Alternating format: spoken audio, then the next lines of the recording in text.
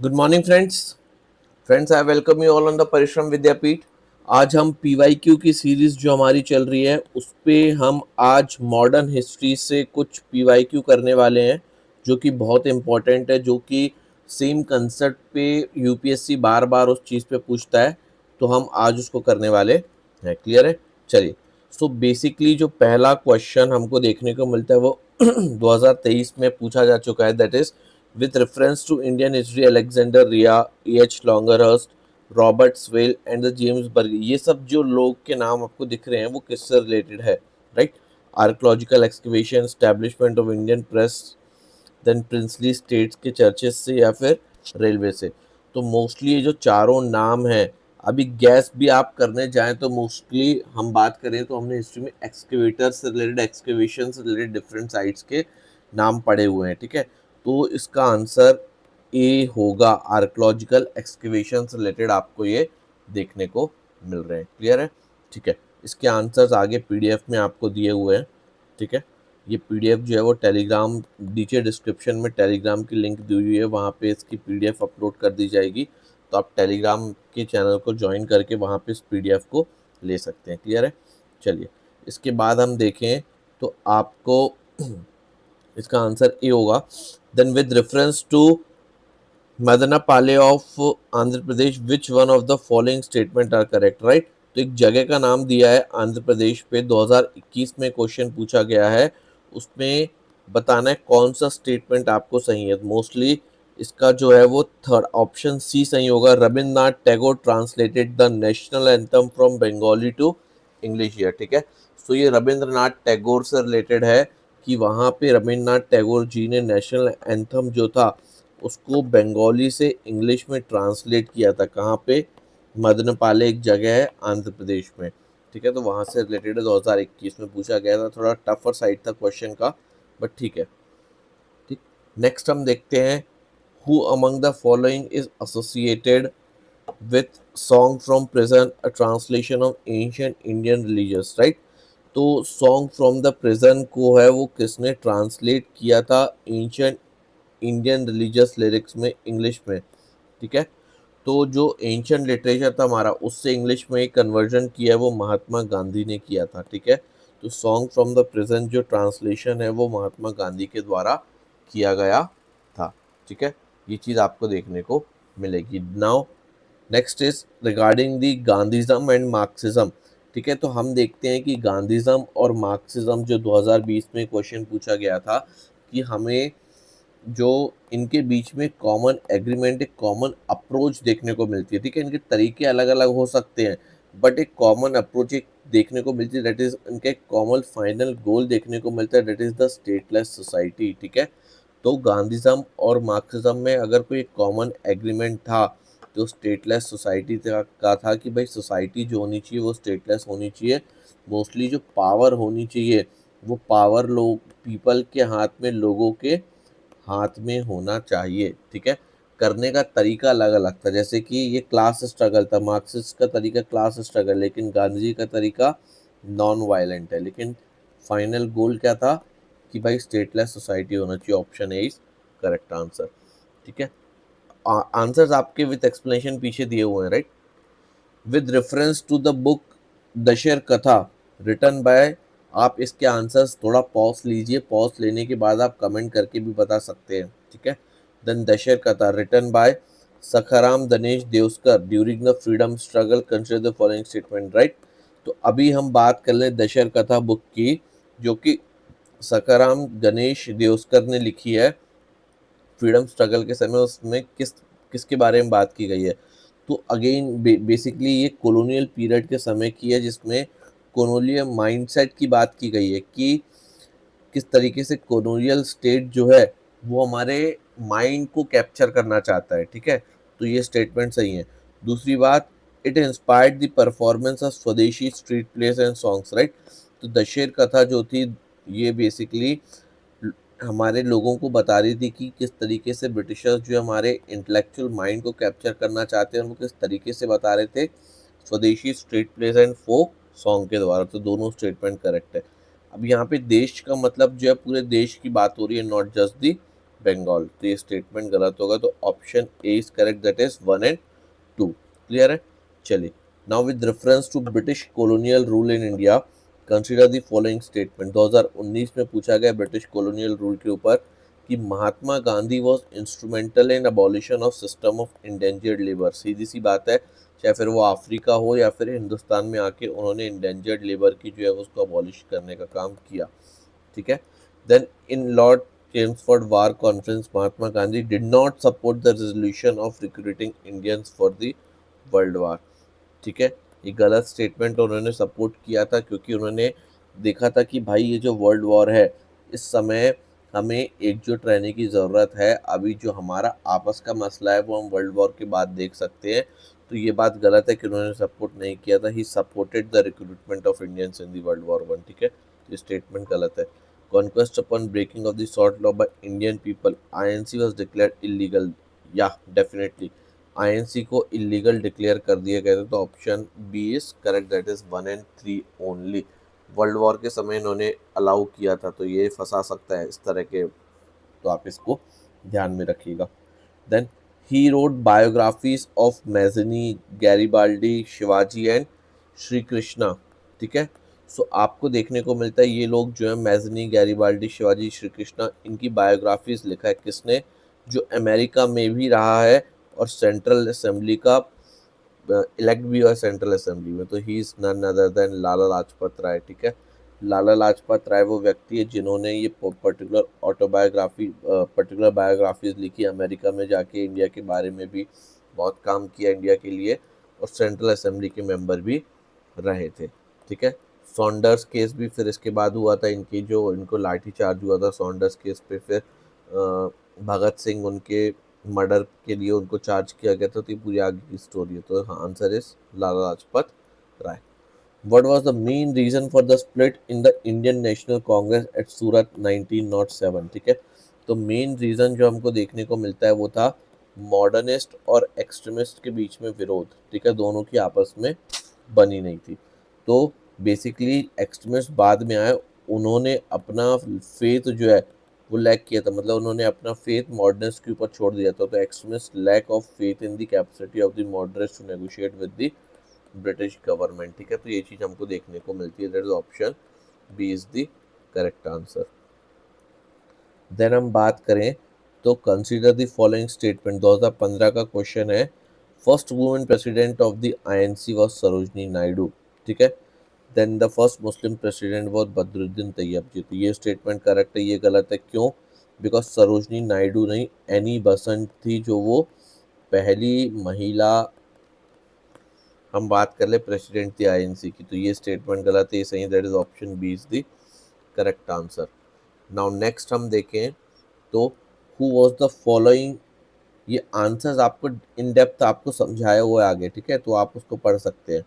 Who was the following were economic critics. ठीक है? तो इनमें से कौन वो व्यक्ति हैं जिन्होंने क्रिटिसाइज किया है, इकोनॉमिक क्रिटिक्स दिए हैं कॉलोनियल पॉलिसी के ऊपर, खासकर इकोनॉमिक पॉलिसी के ऊपर। ठीक है? तो दादा भाई नौरोजी का हमको ड्रेन ऑफ वेल्थ थ्योरी बहुत फेमस है। ठीक है? उन्होंने किताबें लिखी हैं, the poverty and British rule in India. ठीक है? सो ड्रेन ऑफ वेल्थ के ऊपर इन्होंने कॉलोनियलिज्म का इकोनॉमिक क्रिटिक्स किया है। ठीक है? इसके अलावा हम बात करें तो RC. The economic history of India उन्होंने भी लिखी है। सुब्रमण्यम अय्यर ने भी इनका क्रिटिक किया। तो तीनों ही जो है वो आंसर हैं इसके। तो option D is the correct answer. Who was the following organize who of the following organized a march on the Tanjore coast to break the salt law in April 1930? ठीक है? तो सॉल्ट लॉ को तोड़ने के लिए तांजोर में कौन, जो सिविल डिसोबीडियंस मूवमेंट हुआ था उसको गांधी जी की नक्शे कदम पे चल के सी राजगोपालाचारी जो हैं उन्होंने ये चीज़ की थी। ठीक है? तो सी राजगोपालाचारी हमको देखने को मिलते हैं इसमें, जिन्होंने तांजोर में जाके सॉल्ट लॉ को ब्रेक किया था। एनी बेसेंट वॉज, 2013 की बात कर ले रहे हैं, एनी बेसेंट से रिलेटेड है कि होम रूल मूवमेंट, ऑब्वियसली 1916 में होम रूल मूवमेंट जो है वो एनी बेसेंट द्वारा स्टार्ट किया गया था। He was the founder of theosophical society, नहीं, इसका फाउंडेशन पहले ही हो गया था मैडम HP ब्लेवेट्स्की के द्वारा। ठीक है? इन्होंने बाद में उसको 1892 के आसपास ज्वाइन किया था, ठीक है। वंस द प्रेसिडेंसी ऑफ, ठीक है, एक बार वो प्रेसिडेंट भी रही है और पहली महिला प्रेसिडेंट भी रही है। तो option 1 and 3 is the correct answer, it is option number C. Right friends.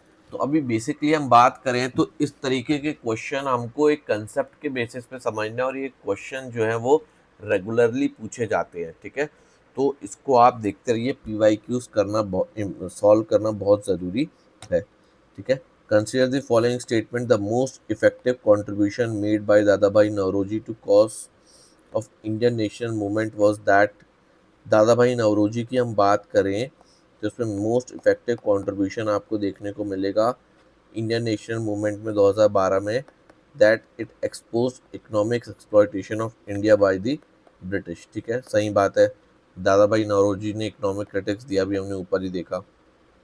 He interpreted the Indian text and restored the confidence of people. Social evils को इन्होंने इरेडिकेट किया। ये जो चीज़ें हैं ये मोस्टली एक्सट्रीमिस्ट के द्वारा की गई है और ये इंटेलेक्चुअल्स के द्वारा की गई हैं। एज सच मोस्टली जो दादा भाई नौरोजी उनका सिर्फ पहला स्टेटमेंट सही है, तो option A is the correct answer. उन्होंने सिर्फ इकोनॉमिक एक्सप्लॉयटेशन के बारे में बात की है, उन्होंने बाकी चीज़ें नहीं की है, ठीक है। देन हम बात करें तो what was the reason for Mahatma Gandhi to organise satyagraha on behalf of the peasants of the Kheda. 2011 में पूछा गया है कि खेड़ा के लोगों के लिए महात्मा गांधी ने क्यों प्रोटेस्ट किया था, क्या उनका प्रोवाइड मतलब क्या बेसिक्स थे, ठीक है। सो द एडमिनिस्ट्रेशन मतलब क्यों किया था, रीज़न क्या थे।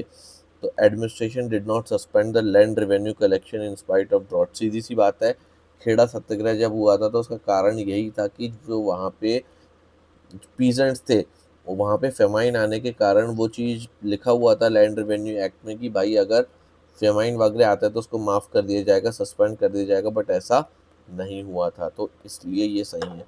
The administration propose to introduce permanent settlement, ठीक है, परमानेंट जैसी सेटलमेंट जैसी कोई बात हुई नहीं थी, तो option A is the correct answer.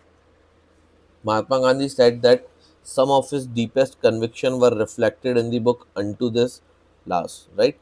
तो Unto This Last हम बात कर लें तो आपको जॉन रस्किन की एक किताब देखने को मिलती है जिसमें महात्मा गांधी बात करते हैं कि लास्ट मैन तक की बात करते हैं, मतलब इंडिविजुअल हम देखें तो उनका कहना था अनटू दिस लास्ट में individual, the good of the individual is contained in the good of all. अगर एक मतलब सबका भला होगा तभी हमारा भला हो सकता है, ठीक है। तो इसका ये क्रक्स था अनटू दिस लास्ट, तो लास्ट मैन तक जब तक सबका भला होगा तभी हमारा भला हो सकता है क्योंकि एक दूसरे से इंटरकनेक्टेड है, तो option B is the correct answer. What was the purpose with which the sir William Wedderburn and W S. Caine has set up the Indian parliamentary committee in 1893। क्या कारण था कि विलियम वेडरबर्न और केन ने इंडियन पार्लियामेंट्री कमेटी सेटअप की थी। भाई इसका कारण सिंपल सा था, पॉलिटिकल रिफॉर्म्स करना। जो इंग्लैंड में संसद थी वहाँ की हाउस ऑफ कॉमन्स, वहाँ पे इंडिया से रिलेटेड जो चीज़ें हैं पॉलिटिकल रिफॉर्म्स है उनको आवाज़ देना, उनको उठाना, ये वो काम था जिसकी वजह से ये सेटअप किया गया था, ठीक है। Now with reference to Indian freedom struggle, Usha Mehta, simple सी चीज़ है, क्विट इंडिया मूवमेंट के समय का एक क्वेश्चन है कि क्विट इंडिया मूवमेंट में उषा मेहता ने basically secret Congress radio service चलाया था, ठीक है। तो कांग्रेस सीक्रेट रेडियो सर्विस उन्होंने चलाया था जिससे लोगों को न्यूज़ मिल सके, लोग जागरूक रह सकें, ठीक है। इसके बाद हम बात करें तो कार्ल मार्क्स के ऊपर क्वेश्चन है, 2011 में पूछा गया था कि इनकी जो क्लास स्ट्रगल की पॉलिसी है, ठीक है, उन्होंने किसके द्वारा ये पॉलिसी एक्सप्लेन की है, that is empirical liberalism, existentialism, Darwin theory और डायलेक्टिकल मटेरियलिज्म। इन्होंने मटेरियलिज्म, मटेरियल के रिस्पेक्ट में लेके इसको बात की गई है कि ठीक है कि जिसके पास मटेरियल होगा, खुद ओनरशिप होगी, वो मालिक होंगे, और नहीं तो फिर वो मजदूर होंगे। तो इस तरीके से उन्होंने क्लास स्ट्रगल को समझाया है थ्रू द डायलेक्टिकल मटेरियलिज्म। तो answer is D. Who among the following Governor General created the Covenanted Civil Services of India, which later came to be known as Indian Civil Services, ठीक है। तो Covenanted Civil Services की हम बात करें तो ये कॉर्नवेलिस लेके आए थे और बाद में फिर ये इंडियन सिविल सर्विसेज का रूप ले ली थी नियर अबाउट 1853 में, ठीक है। 1793 के आसपास कॉर्नवेलिस इसको लेके आए थे। ठीक है 1793, 1793 में कॉर्नवालिस इनको लेके आए थे administrative coordinated civil services, right. Now consider the following statement. 2010 की अगर हम बात कर लें तो डॉक्टर राजेंद्र प्रसाद परसुएडेड, ठीक है। अभी चंपारण सत्याग्रह के ऊपर ये क्वेश्चन है। चंपारण सत्याग्रह में हमें पता है राजेंद्र प्रसाद नहीं, राजकुमार शुक्ला जो है, ठीक है, राजकुमार शुक्ला जो है उन्होंने ये चीज़ लाई थी। उन्होंने बेसिकली, हम बात कर ले महात्मा गांधी केम टू, मतलब कि राजकुमार शुक्ला वो व्यक्ति थे, राजेंद्र प्रसाद नहीं, वो उनके साथ में आए थे। जैसे आचार्य बी, जैसे J B Kripalani was one of the Gandhi colleague, ठीक। तो गांधी के कलीग के रूप में राजेंद्र प्रसाद आए थे, उनको बुलवाने वाले जो थे वो राजकुमार शुक्ला थे, ठीक है। So option B would be the correct answer. Then by regulation in 1973 district collector was deprived of, ठीक है। तो 1793 में हम देखते हैं कि कॉर्नवालिस के द्वारा कई रिफॉर्म्स लाए गए। उसमें एक ही रिफॉर्म था कि भाई कलेक्टर ओवरबर्डन है, उसके पास बहुत सारी ड्यूटीज़ है, उसकी ड्यूटीज़ कम की जाए और उसको सिर्फ कलेक्टिंग एजेंट ही रखा जाए। तो इसके पीछे तर्क या कारण क्या था कि that Cornwallis was alarmed at the extent of power. अब देखो, उसको ज़्यादा जिम्मेदारी दे दी, सब कुछ उस पर दे दिया, तो पूरी सेंट्रलाइजेशन ऑफ पावर जो है वो उसके हाथ में आ रही थी डिस्ट्रिक्ट कलेक्टर के। तो एक ये मेजर रीजन था and fail that such absolute power was undesirable, ठीक है। तो ऐसा एब्सोल्यूट पावर है अनडिजायरेबल देखने को मिलता है किसी एक व्यक्ति के हाथ में, ठीक है। द नेक्स्ट हम बात करें तो during the freedom struggle Anusuya Sarabhai was major women organiser of the unorganise sector, ठीक है। तो अभी अनुसुईया साराभाई की हम बात कर लें तो मोस्टली ये स्वदेशी मूवमेंट से लिंक्ड हमको देखने को मिलती है। इन्होंने इनफॉर्मल सेक्टर में विमेन को एकजुट करने, अवेयरनेस बढ़ाने का काम किया था। लेकिन कब किया था? स्वदेशी मूवमेंट के समय किया था। कौन? अनुसुईया साराभाई। अभी हम बात कर ले प्रेसिडेंट ऑफ इंडिया से रिलेटेड, ये क्वेश्चन है। सेक्रेटरी जनरल भी रहे हैं, पर ऐसे कौन से प्रेसिडेंट है जो कुछ समय के लिए सेक्रेटरी जनरल भी रहे हैं नॉन अलाइंड मूवमेंट के ड्यूरिंग सम पीरियड, ठीक है। तो उसमें मोस्टली हम बात कर लें तो प्रेसिडेंट तो मोस्टली सभी रहे हैं, बट ज्ञानी जायल सिंह जो हैं, ज्ञानी जायल सिंह जो हैं वो मोस्टली हम बात कर लें तो कुछ समय के लिए जनरल सेक्रेटरी ऑफ नैम भी रहे हैं, ज्ञानी जायल सिंह, ठीक है। तो आज हम अपना PYQ का मेजरली जो चीज़ें हैं रिगार्डिंग टू मॉडर्न हिस्ट्री वो इसको यहाँ पे ख़त्म करते हैं। कल हम नेक्स्ट टॉपिक के साथ आएंगे, ठीक है। PDF के लिए आप टेलीग्राम पे नीचे जो लिंक दिया हुआ डिस्क्रिप्शन बॉक्स पे टेलीग्राम ज्वाइन करके PDF वहाँ से पा सकते हैं। कोई डाउट हो तो व्हाट्सएप पे पिन करके व्हाट्सएप पे पूछ सकते हैं।